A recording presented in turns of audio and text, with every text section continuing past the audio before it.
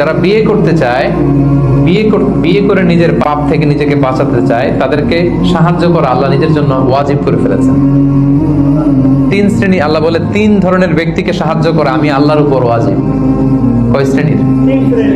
এর মধ্যে এক শ্রেণীর হচ্ছে যে বিয়ে করতে চায়, আর নাকি আল্লাযী ইউরিদুল আফাফ, পুত পবিত্র থাকতে, যে চরিত্র বাঁচাতে, যে বিয়ে করতে চায়, টাকা নাই, সমস্যা এটা সেটা, কিন্তু খুব চাচ্ছে বিয়ে করতে। আল্লাহ বলে ওই যুবককে হেল্প করা আমি আল্লাহর জন্য ওয়াজিব হয়ে গিয়েছে।